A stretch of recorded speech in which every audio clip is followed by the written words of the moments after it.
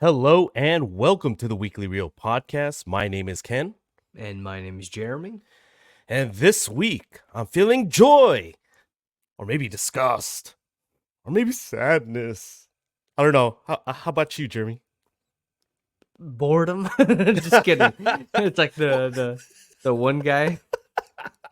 Oh yeah, on Boredom. on on Wee wee. we. Oh man, well.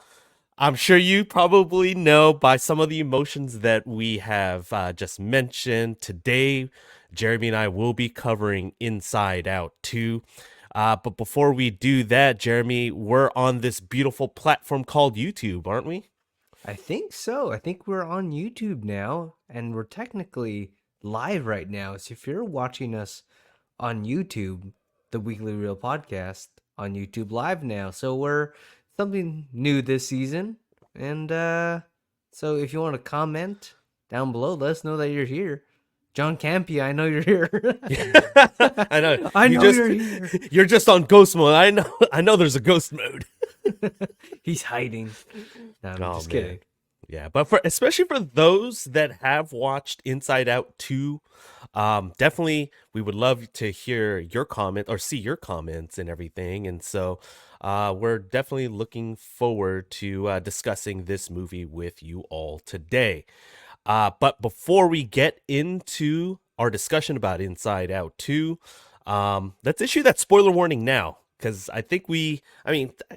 I feel like this is a straightforward movie. It wasn't really that long. It was probably in the 90-minute range. I didn't check the exact runtime. But if you haven't seen Inside Out 2, now's the time to hit pause. You can maybe time it out to about 45 minutes. Check out um, our soup du jour episode, part 2, and we won't discuss any spoilers from Inside Out 2. But as we were actually talking, Jeremy, we actually have a couple comments. Yeah. Right now, for show Jax is actually in the live. He says, "Here I am." I'm like, oh, well, ominous. Okay. Yes, so there's your spoiler warning. We give you a little bit of permission to just, I guess, hit that pause button for fear of spoilers. I don't like spoilers, but uh, diving into today's movie, today we follow and catch up with Riley, who is now in her teenage years, as now she's encountering new emotions. In the latest from Pixar and Disney, today we are covering Inside Out 2, which is out now in theaters. It's killing it actually in the box office. It actually is the second highest grossing domestic opening for an animation film. So, hey, there's hope for the box office. Oh, like ever? Ever. Ever. Oh, that's Made good 100 because I feel like movie theaters have been empty the last times like we've went. Dang. I know. And it made $155 million this past weekend. So there's still hope. I mean, it showed when we were at the movie theater for sure. I know. We actually had to be in line, a pretty long line for popcorn. What the? I was like waiting for popcorn. This is impossible at a movie or at a mall that's almost like abandoned at this point that has a movie theater. What like it's impossible. Yeah, Jeremy and I were joking around, but not really joking around because that's probably serious. We were trying to watch it at a different theater, but they're pretty much sold out. So we probably were part of that overflow at this dying theater. But hey, we watched it. But Jeremy, for Inside Out 2, let's jump right into the double feature. And so, just as a quick reminder, I have a question for Jeremy. He doesn't know what I'm going to ask. And likewise, Jeremy has a question. I hope he has a question for me so that it'll spark, I guess, some interesting dialogues, unscripted dialogue, more importantly, right? Mm-hmm. So, for my half of the double feature, this is probably some low hanging fruit because within Inside Out 2, there were some new emotions introduced. I got to ask it, which of the new emotions was your favorite? Out of my favorite, I would probably go with embarrassment. It was definitely my favorite. There's in terms of I have the strongest feelings towards, it's anxiety for sure. Yeah. But in terms of my favorite, it would be embarrassment. Just because the way they characterized him, he's just this big, almost lovable, like pink creature. But then he has like this hoodie, does not want to, like, he's super bashful, doesn't want to even appear in front of Yeah. everybody. Yeah, exactly. Pulling his little drawstrings for his hoodie. But even it was relatable when it was like, oh, everybody look at embarrassment. He did such a great job. And so everyone turns towards him. He's just like, I think it was the first time, right? And he kind of just like kind of retracts and then jumps into like a huddle position with his butt crack showing. I thought that was a good running joke. I know. I feel like honestly, I was thinking about wearing a gray hoodie, but for some reason I'm pretty warm right now. I'm like, oh, I can't do it. I'm just gonna be all sweaty throughout the whole pod. So, but to your point, I loved every moment that embarrassment was on screen because again, I felt like it led to some interesting interactions when they would cut back to Riley interacting with her new friends, especially with what was her new friend's name? The one that she was trying to impress. Valerie? Yeah, No, Valentina. Valentina. Valentina. Yeah. So, I mean, we've all been there, especially when we're at that age. And it just, oh man, it just brought back Right. memories, especially for me, going from a private school from kindergarten all the way through eighth grade and then jumping right into high school, a public high school. I was brought back to freshman year in high school for those especially first month. It was terrifying. And sometimes you felt the need to be someone that you're not because you're not really comfortable who you are. And man, embarrassment is definitely one of the strongest emotions that you go through during that age group. Yeah, I am glad. Like, one thing I'm glad about. I think last week we mentioned that we both didn't know anything about this movie going in, and I didn't even know that we were going to be introduced to new emotions. So like, oh shoot, what's going on? Like, how are we getting these new emotions? This is so smart, giving embarrassment, envy, anxiety. I'm surprised that there wasn't more emotions, especially because puberty was, on the rise. Yeah, I mean, we got a quick cameo for nostalgia, but Yeah, I like the running jokes. Like, oh no, you're too early. yeah, yeah. I know. She's still 13, so like nostalgia too early. Yeah, I also loved embarrassment's interactions with sadness, just because sadness. Hmm. If we did a podcast on Inside Out, 2015, sadness was my favorite emotion the whole time because I did a quick rewatch right before screening Inside Out too, and I just forget the lovable interactions between joy and sadness. It's that whole dichotomy, and they learn to coexist eventually, and that's really how it is. Really, it's pretty crazy. I remember my first time. Well, I've only watched the first Inside Out once, and I really liked it. I Mhm. remember being annoyed by Sadness. I thought like it's a good character, but I'm like, man, Sadness, you keep getting in the way. You keep messing things up I because know, it's Sadness, and it I makes know. sense. But I was like, damn it, getting in the way. So it seems like you really related with Joy because she wanted everything to be all happy, but it's like, Right, get out, stop touching stuff. right, yeah. Just then, I think how I felt about anxiety Yeah. in this movie was close to sadness from the first movie, but I feel like I don't know, it was too real. It was much more heavy and probably makes me hate um anxiety even more. Oh man, that's a perfect segue because to answer my own question, my favorite new emotion was anxiety, just because of how accurate it was. Just to your Yeah. point, um, I'm at. I could be one of those people that just needs stuff to be a certain way I have very I don't know. I'm very particular with certain things. I hate it. I'll have certain pet peeves.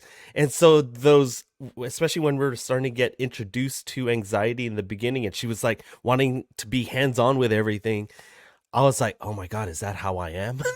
I was like, "Oh man, is it all the anxiety that is just being played out?" I really just totally related to that character. Maya Hawke did such a good job.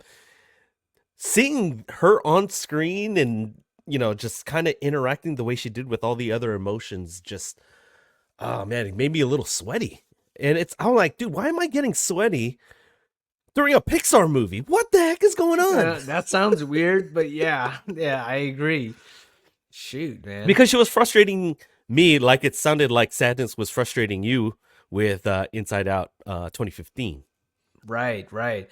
I think one of the most accurate things from Anxiety was when she kept Riley up at night Oh, with the how many different situations, planning everything out, all these negative outcomes that can happen. I was like, oh my god, it like was it too was so real. cool. Yeah, it was so cool to visualize it. And even Joy was like, "Wait, why is Riley up still? Why is it?"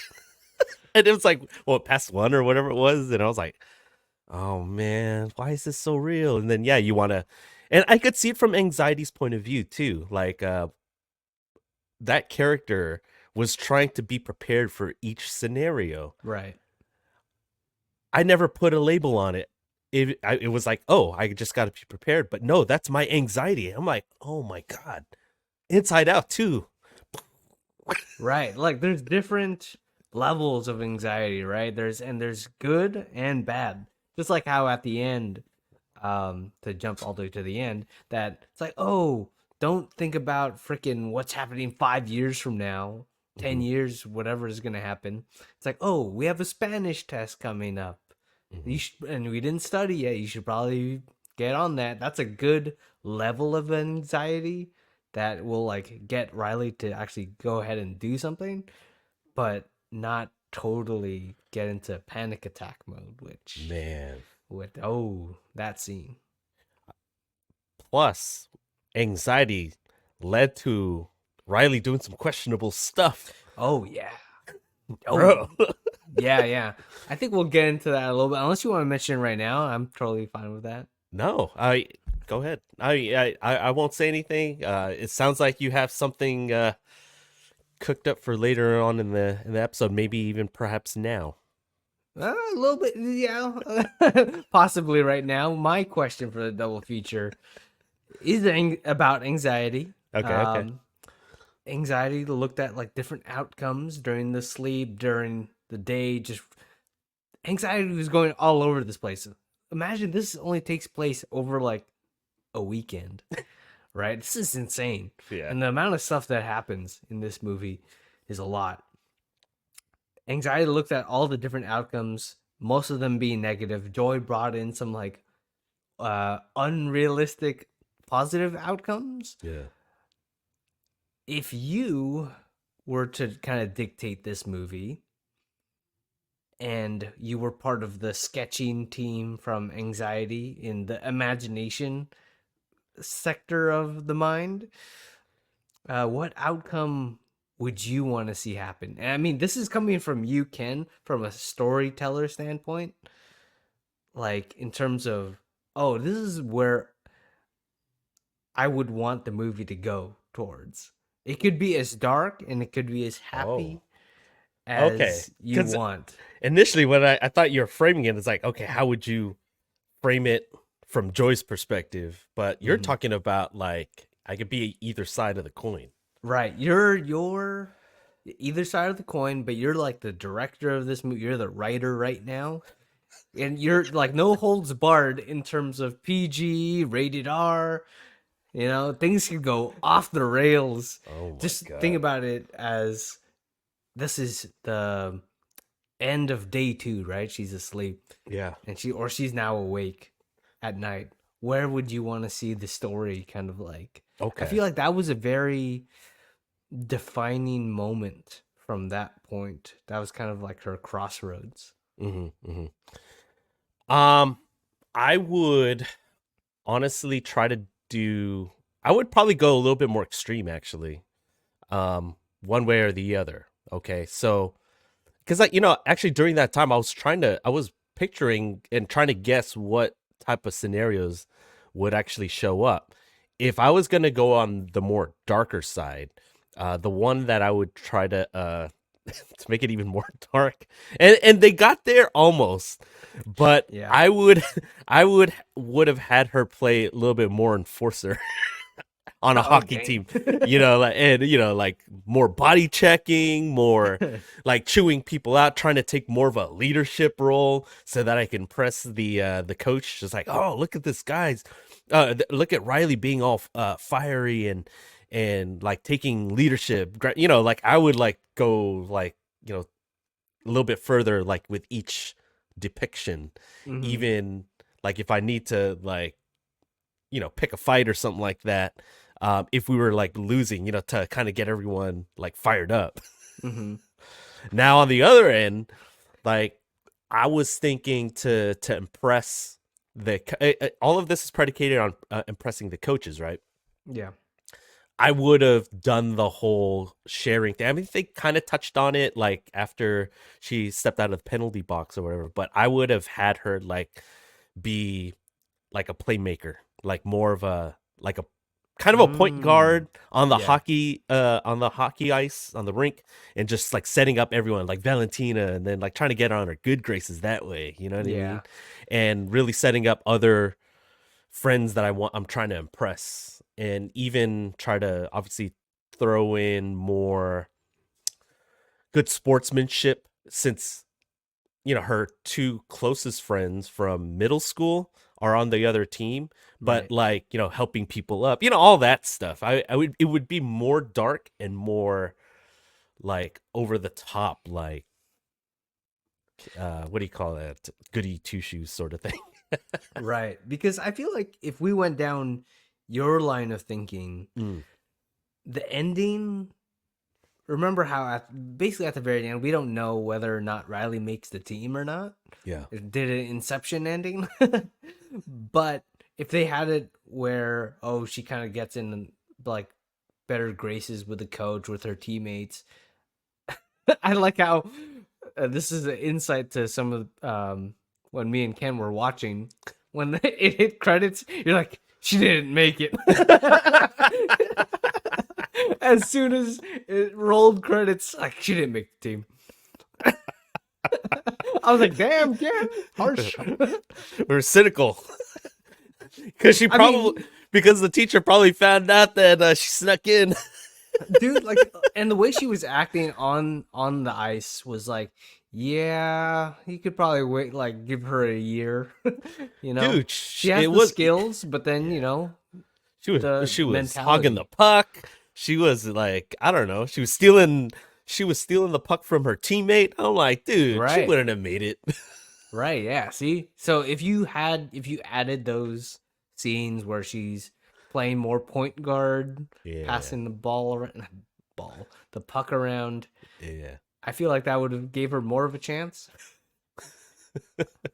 Yeah. Uh, yeah, that would have been believable. Well, I was cracking up though when you said that because I was thinking the same thing. Yeah. I was like, yeah, no, she ain't gonna make it. Yeah.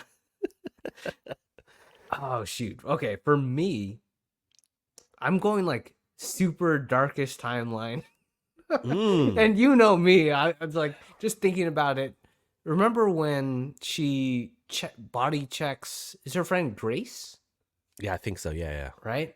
Like, dude, imagine if Grace just gets like knocked out, Oh. concussed.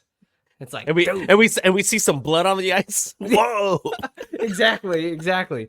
And I'm gonna say, like, who knows? Me, if you want to go crazy, like freaking, you go the boy season 4. Oh no. You got the 7 on ice scene. Anyway, no, let's not do that. I would probably go where Grace actually gets hurt, and Ooh. then she has to live with kind of that. Like Grace isn't able to play hockey anywhere else and all that stuff. Dang. Freaking Riley is not able to play hockey anymore because you remember even the dad was like hockey scholarship, Yeah. and then she has to go into a completely like different high school from her friends and from Valentina. It's like Because she not got even kicked playing out. because she got kicked out even before she was in, man. Yeah. She has to go into a freaking like rough neighborhood school. Then she has to defend herself there. That's my darkest timeline type stuff. Because I don't know, it was pretty rough in terms of the way she was treating her friends. I was like, damn, I know.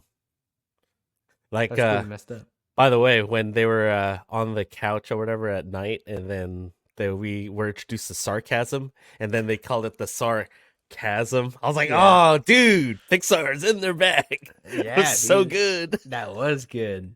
And but that was so messed up for her friends. This is like their last hurrah, Yeah. and she completely like wastes the whole weekend.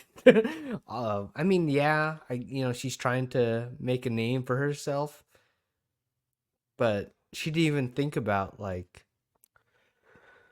interacting with her Yeah. friends. Well, So I'm glad at the end though they tied it together. They revisited the fact that one scene when they were still on the way to hockey camp when she was given the news that they weren't gonna you know they weren't gonna go to the same school, right, or mhm. something like that. And so I think that hurt her. Yeah, And which was totally messed up from them. It's like those two knew yeah, and waited until on the way to freaking hockey camp. I know it was like Captain America and Iron Man in Civil War.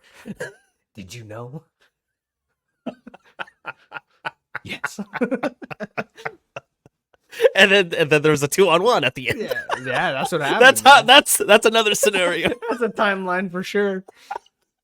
And Freaking instead of a shield, it's a puck or a yeah. hockey stick.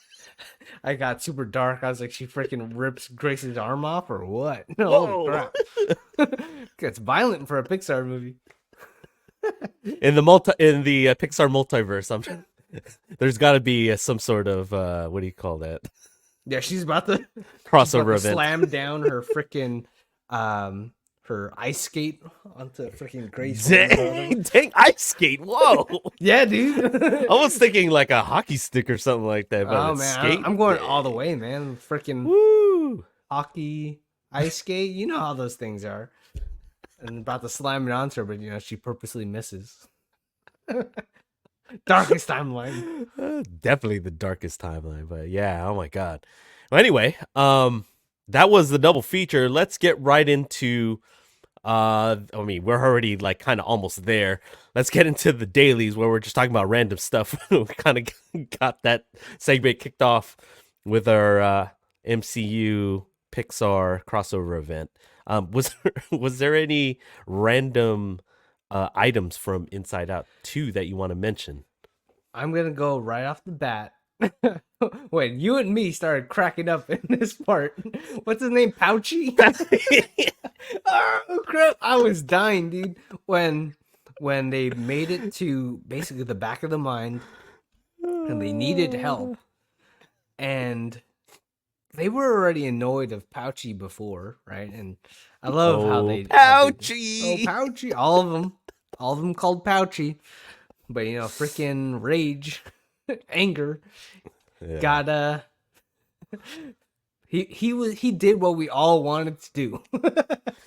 I The can't Pouchy.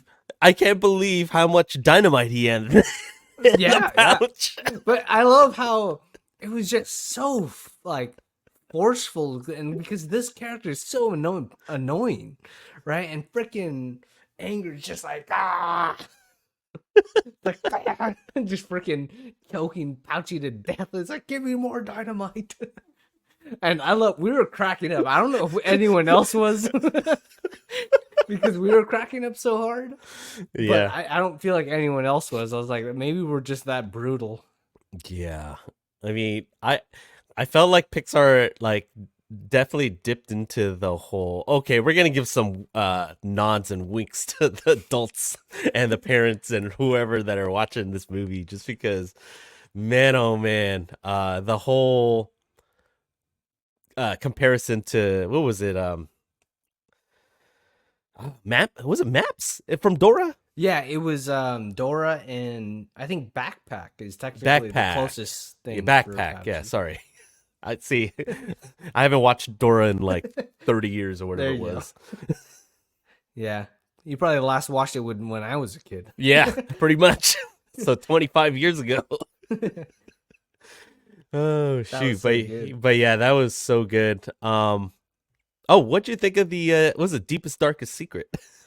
That was a little disappointing, honestly. Yeah. I was like, dang it, I wish it was something else. Yeah. Well, what was it again? She burned a hole in the rug. Oh, yeah. But then Joy was like, "Oh, what about the time that you peed in the swimming pool?" And then it's like, "Oh, I guess that's the new deepest darkest secret." Yeah.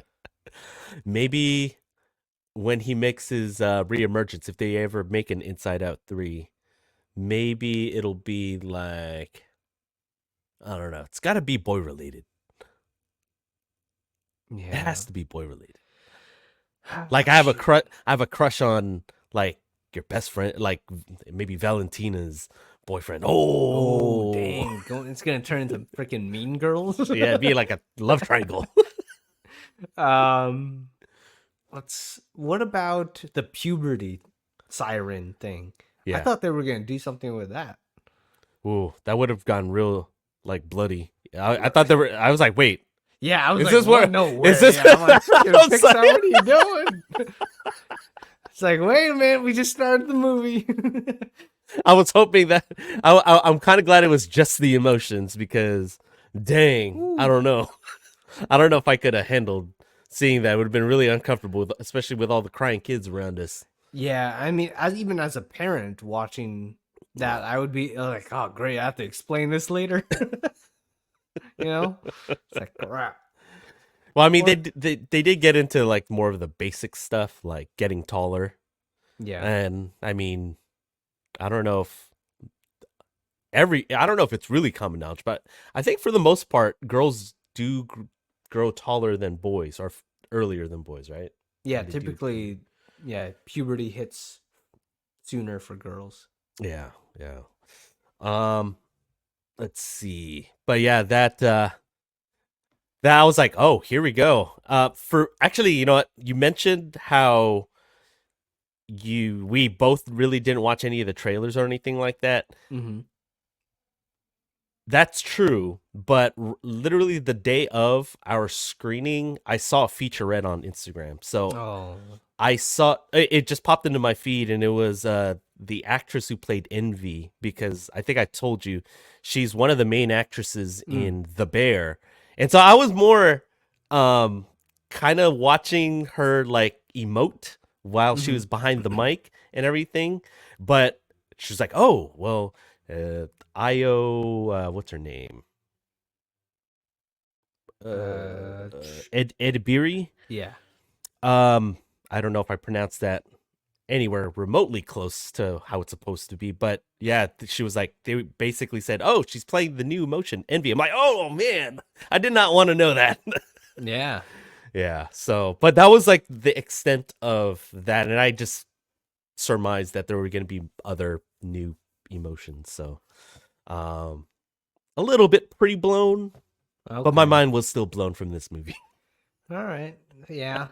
Yeah, this movie was pretty insane. I don't know with you, but did you on your side of the theater, on the right side, did you hear people like doing the sniffles at some of the Joy's kind of breakdown moments? I feel like compared to the first one where you had what was the imaginary friend's name? Like Oh, disappears? Bing Bong. Bing Bong, right? Remember when he basically disappears? That's like the saddest moment of the freaking movie right there. I don't know if we ever got to that height in this movie in terms of sadness, but there were definitely moments where I'm like, oh, here comes a trickle in the eyes. Yeah. But then I think the girls to my left Yeah. were like laughing at each other because they started crying at Oh, like two different points in the movie when Joy like gave up, oh yeah. and I think I forgot somewhere near the end where Joy's also like kind of Hmm. having a hard time. Mm. I didn't hear anything actually as Mm. far as sniffles, but I was like, there was a couple moments where I was like, oh yeah, I could see how this part can make people cry or a little bit, get the waterworks going. I think the first one, watching the first one kind of set that expectation that we'll probably have something similar to that. Mm-hmm. So, um, I have a question for you. Yeah. Within the movie, were there any like surprises? It could be plot related, it could be character related, it could be dialogue, any part of the movie that caught you by surprise. Oh shoot, that's a good question. I didn't expect I don't know. This storyline was maybe not what I expected, but I Hmm. like in terms of them being kicked out of the main headquarters. Yeah, It's like, oh, but now that I think about it, it's a smart storyline. yeah. And then I liked when who was the guy, the freaking video game character? What's his Oh, name? You know was who it I'm talking. Lance? Lance. That's what's his name. That was good. That was good because he was like what this Mortal Kombat kind of Street Fighter esque Yeah, character yeah. that had the worst finishing move of all time. I But the forgot about way, dude, it was so good when they were in there because one, you got freaking Pouchy and what's his name? Dang it, the freaking was that Bluefy. a dog? Yeah, Bluefy. Dude, when Bluefy was doing his thing, it's like, oh, like the way they framed Bluefy and then the Almost like a emotions in the blue. back. It was like a cross between Blue's Clues and Dora. Right, right, right. Oh, where should we go next? It's like, what's the right tool to get out of here? When he Is was it talking to the wall. Yeah, and then I love that when it cuts to the emotions perspective, and he's just facing the wall, like, Because holy he was crap! breaking the fourth wall. Yeah, exactly. But it That's just so looks like good. Bluefy's crazy, dude. Like he's been down there too long, and so it's like, dang, that joke with Bluefy facing the wall and Anger frickin' digging for dynamite out of Pouchy were probably my favorite like comedic moments of the whole movie. Those cracked me up so much. I love the different animation style that they Right, were compared to like how the rest of the emotions, were depicted. It was so good. right. Like Lance was like in a different like frame rate Yeah. too, kind of Yeah. like a freaking PlayStation 1 3D model. Yeah. Oh man, it's That was so good. good. It is so good. The to answer my own question, the thing that caught me, I guess, by surprise was, remember like Joy and some of the more original emotions were trying to get to her. I forget how they said it. Was it her true self? Remember, like it got punted to the back of her Shoot, mind, yeah. right? I don't know if it's true self. Was it not like her identity? Crap. I feel like it was such a big thing in the movie. Yeah, Well, just yeah, okay.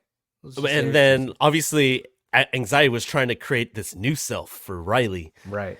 But I loved how that whole storyline came to a resolution when it was really a combination of all the emotions. Mm-hmm. All the emotions are actually what makes a person a person. And in this case, Riley.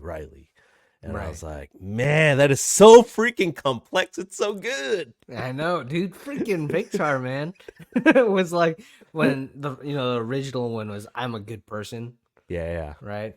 It's like, oh, I'm a good friend and all that stuff. And then the reveal when Anxiety gets the "I'm yeah. not good enough."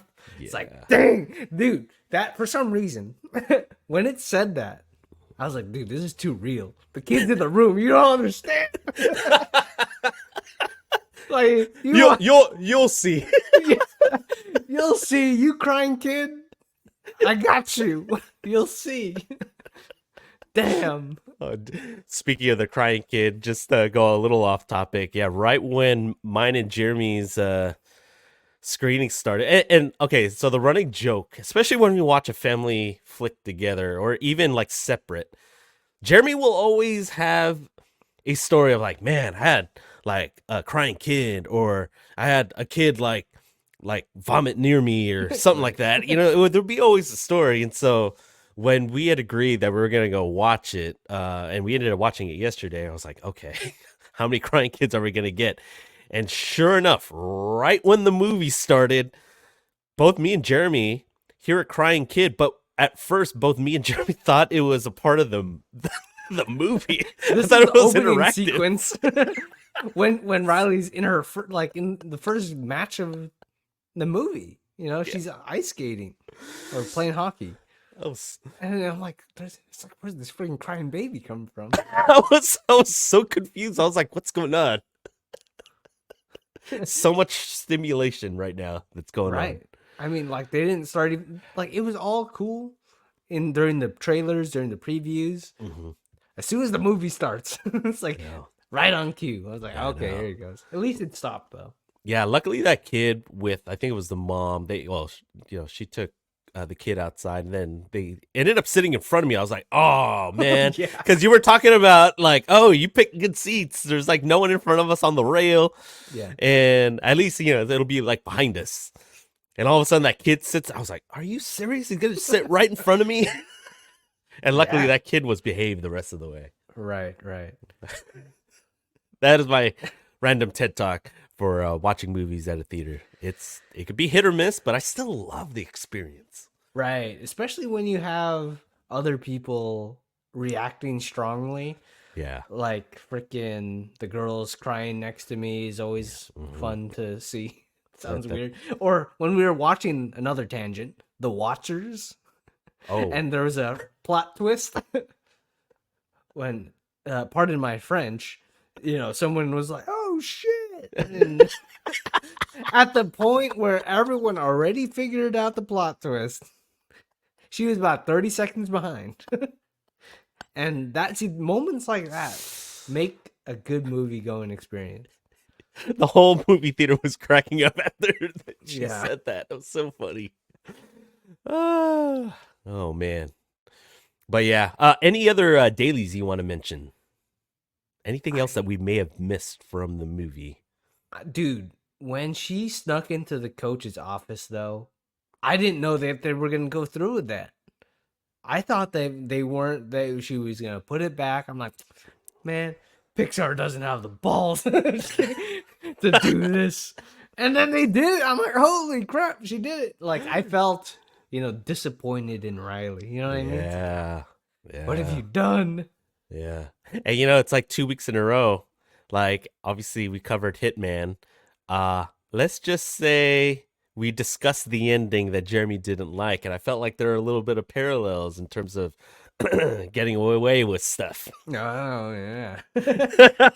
So I mean, that's why different levels. that's why I'm kind of glad that Pixar left that end sequence open ended, because we don't really know. I mean, you knew. She didn't get in. You're freaking. As soon as it goes black. Yeah, she didn't get in. All cynical. There's the one like the man. grown man in the audience. She didn't get in. Right. Oh shoot, that was so good. That was so Yeah. good. But now in the moment of truth, I mean, we've reached the part of the podcast where we give our spoiler-free real reviews to basically see how much we liked or didn't like a movie. So, Jeremy, why don't you give us your real review for Inside Out 2? Okay. Earlier this season, I gave Civil War high praise for its anxiety-inducing tension. in a weird way, I also felt this in Inside Out too. I cared about all the outcomes of Riley's decisions, when she would make a right decision and a wrong decision. I was worried the entire movie, like I was a parent watching their kid like make these decisions. Inside Out 2 pulled on nostalgia of being a kid and wanting to fit in as a teenager. It pulled all the right strings, pushed all the right buttons. The moments of comedy were a perfect timing when the gravity of the situation was getting too heavy. Because I feel like this movie, as she's getting older, things are becoming a little heavier and heavier. And some of the themes, as adults, we can understand things are getting heavier and heavier. But comedy was still there for all the family fun. Inside Out 2 beautifully showcases the inner turmoil of a teenager as decisions become more and more individual defining. So I am giving Inside Out 2 a 2790 out of 3000, a 93%. Whoa! Wait. I gotta ask. Is this your current leader for movie of the year? Movie of the year? Yeah. I mean, this season, yeah. From what I can recall, this is probably like, I did not expect to be this gripped during this movie, right? Like I'm like hella glued to the screen. The closest thing was Civil War, Yeah. where I'm just like on the edge of my seat. It was weird, man. Like you, I was like A little sweaty. a little sweaty, like getting a little warm. It's like, oh, what the frick? Like Riley, do the right thing. Oh man. Do you remember what you gave Civil War? Probably like a 90 Mm. is my guess. I think 93 is a little higher than 90. I think it's just a little bit. Wait, let me fact check that. Yes, indeed. 93 Yeah. is higher than 90. So we'll see. We'll see. Oh, interesting. I'm kind of curious where that kind of ends as far as when we wrap up this season. But anyway, I digress. Mm-hmm. For my real review, has Pixar fallen off? The short answer to that is no. But has Pixar been a little inconsistent lately? It's a little debatable, I think. I've always wondered how movies like Soul, Luca, and Turning Red would have done at the box office, and if Onward's theatrical release wasn't cut short due to the COVID lockdown. Because I really don't hear these like newer movies mentioned in the same breath as the classics, like the Toy Story movies or Finding Nemo. Enter the latest from Pixar, Inside Out 2. I'm kind of glad Pixar leaned into the nostalgia, and no, I'm not talking about one of the emotions within the movie, because Inside Out 2 was all about nostalgia and all of the feels. We catch up with Riley after she turns 13, and we can all remember what it was like to be in that age group. So many emotions. The new emotions introduced in Inside Out 2 add a level of complexity that we can all relate to as Riley navigates this new phase in her life. Even though I'm far from the target demographic for Inside Out 2, I was still able to relate to a lot of the mature themes that Pixar presented within Inside Out 2. I thoroughly enjoyed this movie and think it's definitely a worthy sequel to the 2015 box office powerhouse. On the I Love You 3000 scale, I'm giving Inside Out 2 a 2700 out of 3000, which is 90%. So I think we watched the same movie. There you go, man. Spoiler alert. It's better than Dune 2. I'm just kidding. Whoa! Movie sequels. Ooh, I don't know about that. Movie sequels Debatable. comparison. I'm Debatable. just kidding, everyone. I love Dune. I love Dune. Part 1? You said Dune. That means part 1. Yeah. We'll go with that. Exactly. Everyone knows I love Dune. Oh man. But yeah, looks like we watched the same movie. And speaking of watching the same movie, seems like whenever we get to this next segment, it seems like we're really watching the same movie. The same ones as the critics that rate movies on the Rotten Tomatoes scale. So, yes, we are going to be guessing the Rotten Tomatoes score. And we're pretty late now in season 7. Jeremy is closing in on back to back to back titles. He's currently up 10-8, as last week was one of the few weeks where we didn't tie. So let's see if we can continue that streak and actually give out just 1 point today. Jeremy, what is your guess for Inside Out 2? Yes. My guess is 98%. Whoa! Yeah. Woo! 98%. It's All the right. same as Ken. I'm just kidding. Yeah. It is 98. No, just kidding. Well, my guess, actually, I was a little pessimistic, actually. Because, sometimes sequels aren't as good as the first one. People, hardened fans of the first one say, it didn't live up to the second one. Though they'll be a little bit more harsh on the sequel. So my guess is 88%. 88%. Yeah. Okay, so current score right now is 10-8. I'm going to pull up the current score of Inside Out 2 is a 91%. Yes, that is 91%. So Ken, you get the point today. Oh yeah. Still anyone's game. Damn I need to stop your streak. The audience score is 96%, man. I would have won. You definitely would have won that. Yeah. And you know what? I probably agree more. I feel like I was thinking I shortchanged it on my own real review score.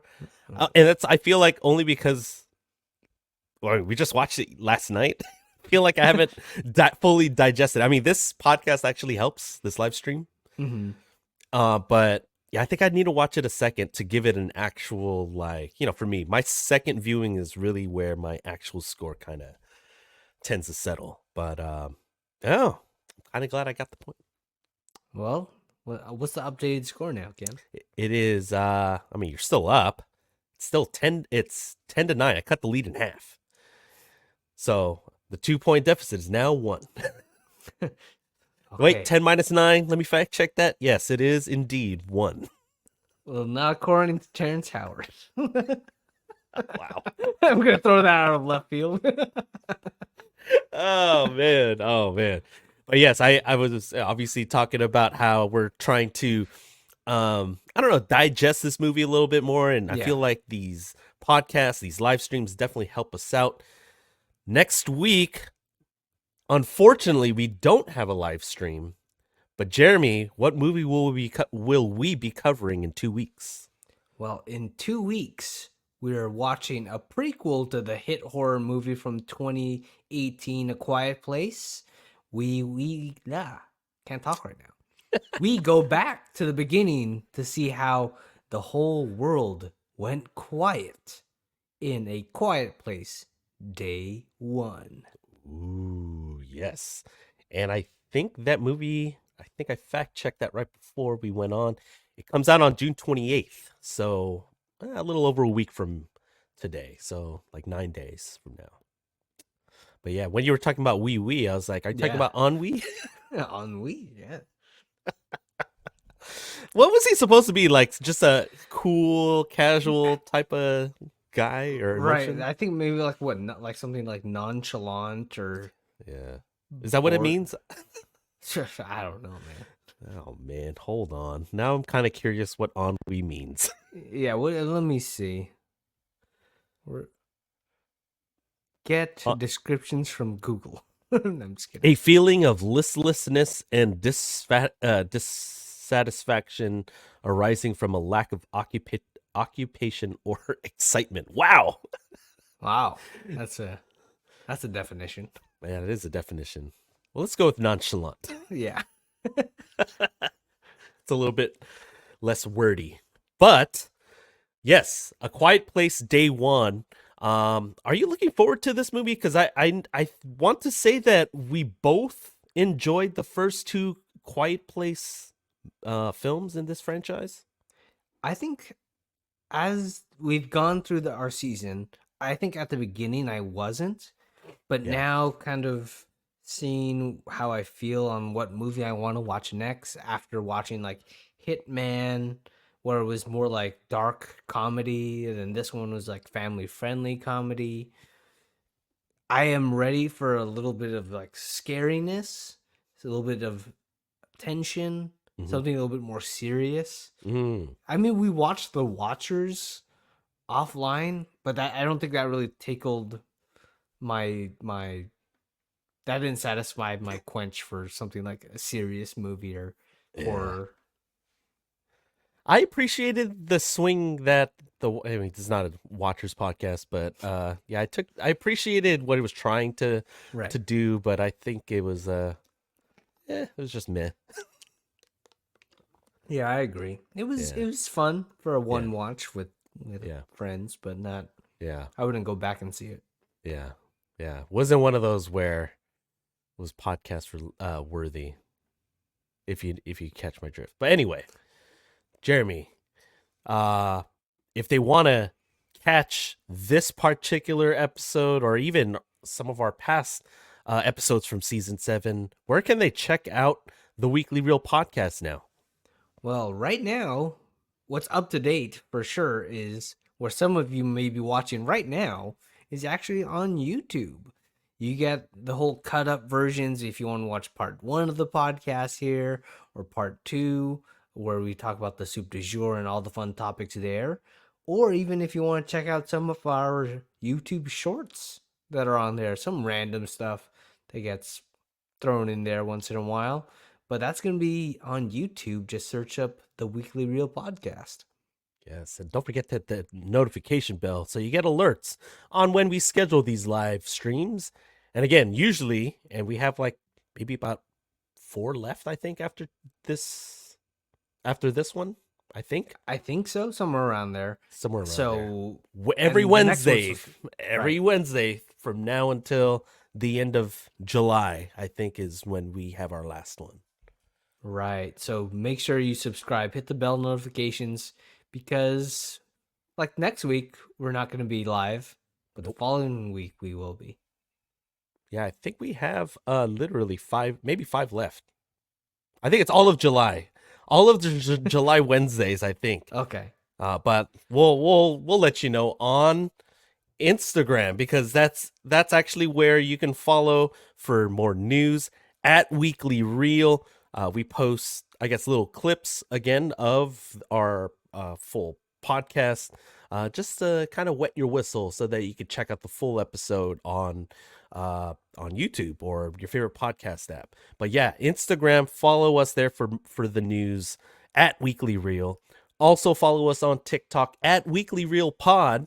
That's where we have some TikTok exclusives like the like the Reel Review, and also clips from the Soup du Jour, which is coming up in part 2 of this live stream.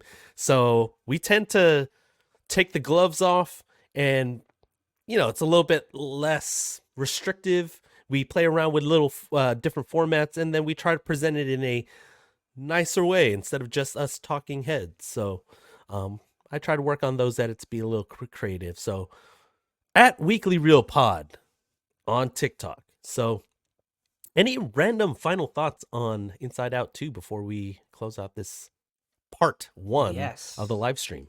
I hope it doesn't take as long for Inside Out Part 3 Yeah. because I didn't when you told me that the first one came out in 2015, it's like, oh crap, that was a long time ago. I don't Yeah. want to wait another 9 years for the next one. It's gonna be freaking older, Yeah. and like it's like, oh man, that's just gonna be weird. Well, I think I mentioned this while we were walking to our cars after the movie. I have this theory, and I'll share it with the people on this live stream. I have this theory that Inside Out 3 will probably come out soon, definitely sooner than 9 years, especially with the way they closed Inside Out 2 with the kind of the cliffhanger of whether or not she got accepted or not, because I feel like that'll lead us right into Inside Out 3 where we see the next phase of Riley's life. So, yeah. They need a big third movie, end out the trilogy on a high note. Yeah, cuz I feel like I don't think they're going to come up with 4 new emotions because I feel like there's only so many emotions that you could do, but if you think about it, look, there's well, not counting nostalgia. They had 5 emotions from the first movie. They introduced 4. What was it? Anxiety, envy, embarrassment, and ennui. Mm-hmm. 5 plus 4 is 9. They got to add a 10th, right? Just to even out the number. That's true. And I feel like there's going to be one huge one. Love. Yeah, there we go. There we go. Ken already knows, and Pixar probably. I'm actually working on the script right now. Yeah, Ken's consulting on at Pixar. But yeah, I feel like it'll like literally affect all the other emotions and just maybe probably amplify them. Because I mean, we got a sneak preview of that with puberty, so. Yeah, and love can encapsulate a lot of things. So yes, it can. What is love? If they don't hurt me, no more. That's exactly what I was thinking. But if they don't do love, then what are they doing? So yeah, where is the love? Why is the love? No. All right. All right. And on that note, well, before we close out part 1 of this live stream, check out our previous episode from last week, episode 123. It was on Hitman, which is out now on YouTube and your favorite podcast app like Apple Podcasts or Spotify. The movie itself, Hitman, is streaming on Netflix, and we're still not sponsored by Netflix, by the way. Also, as Jeremy mentioned, check out A Quiet Place Day 1. It's out in theaters on June 28th. And check us out for that particular live stream, which will be 2 weeks from today on July 3rd. I can't believe it's already July 3rd. Holy crap, this year's going by fast. Oh, yeah. Yeah. So for those of you who are on the live stream currently, stay tuned for part 2 as we talk about everything Pixar. For the soup du jour, we actually have a surprise for you guys. But for everyone else, we'll see you in 2 weeks on the Reel.